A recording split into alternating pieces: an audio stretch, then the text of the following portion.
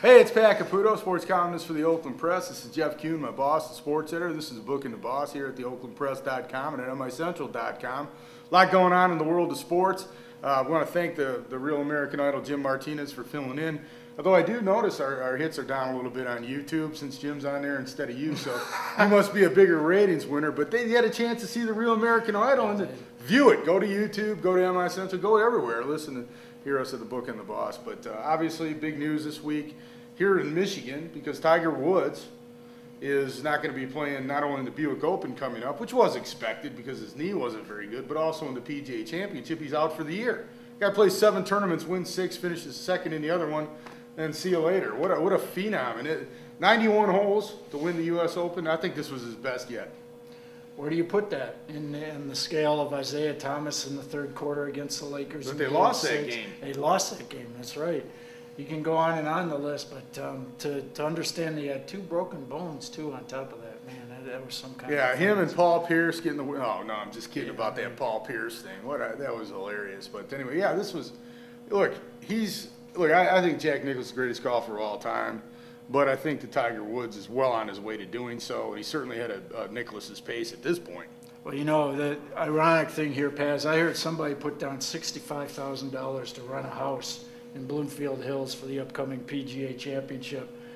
It's not worth $65 grand when Tiger's not there, huh? Well, that's true. I mean, it's going to be a lot different for us here in our coverage, too. It won't be as much fun covering it. I'll be honest with you, because these other golfers just don't have that star appeal that Tiger Woods does. None of them. Phil Mickelson, any of them. And I'm disappointed about it.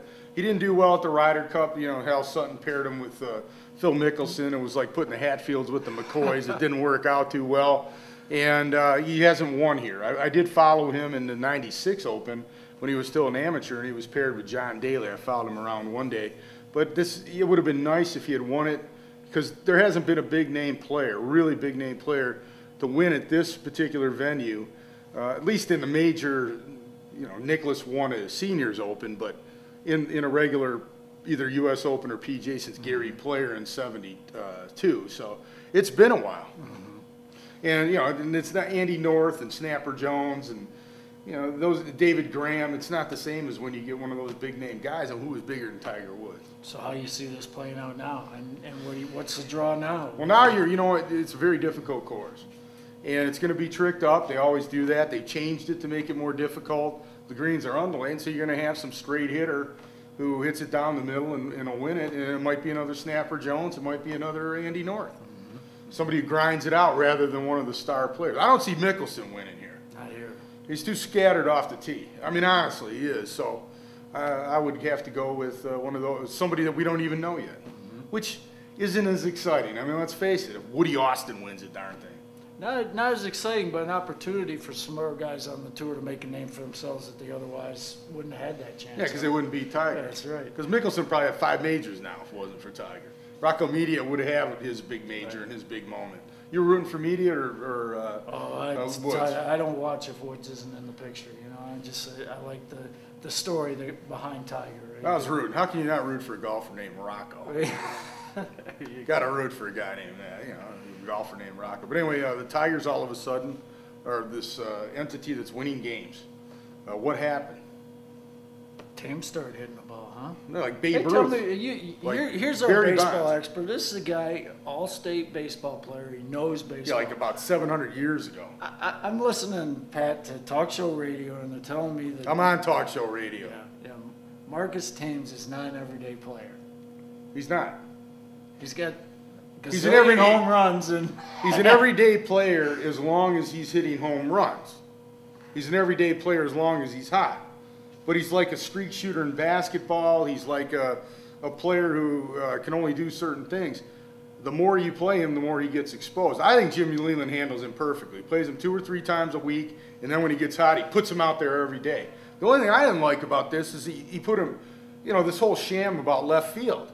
I mean, that had to be embarrassing. I mean, that was disrespectful to a degree about Marcus Thames to play 9, 10 players out in left field. He should have gotten a little bit more playing time other than that. But if you play him every day, he might hit 210. I mean, I'm not being facetious there. If you play him, if he gets 600 at bats, he'll hit 210. We'll see, but we wouldn't know unless he does it. For Well, people to say he's not an everyday player when he's hitting the cover off the ball, you won't know that unless you play him every day. He's an everyday player while he's hitting the cover off the ball. Okay. As soon as he cools off for a while, then you put somebody else out there. That's to protect Marcus Thames as much as anything else. That's not being demeaning to him. By the way, this thing about the paper guy calling Ryan Rayburn a scrubby and everybody's upset about it, yeah, I use that term all the time. I don't find it even derogatory. What is that all about? It's a pick me up for Rayburn, hey? I mean, it's not. It's the guy's not an everyday player, and you call a utility. He's a guy scrub. what he is. He's a scrub. Right. Exactly. Big deal, man. He's a scrub in the major leagues, making all that money. He's one of 750 players or whatever in the big leagues making on. Even Jim Leland said that. You know, come on, give me a break. It's don't take it too seriously. It's all in fun. Getting back to the point, though, the Tigers have won 8 of the last 10, 9 of the last 11, something like that. They're on a good roll.